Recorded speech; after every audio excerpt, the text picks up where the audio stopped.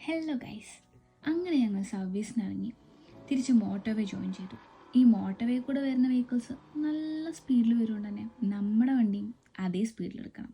അപ്പം ഉണ്ടാവുന്ന ഒരു ഫീൽ, ഫ്ലൈറ്റ് ടേക്ക് ഓഫ് ചെയ്യുമ്പോൾ കിട്ടുന്ന ഫീലില്ലേ, അതേ ഫീലാണ്.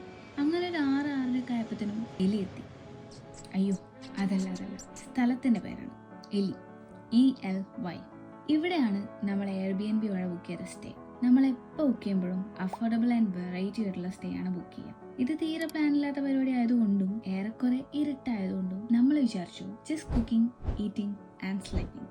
അങ്ങനെ നേരെ വിട്ടു ടെസ്കോയ്ക്ക്.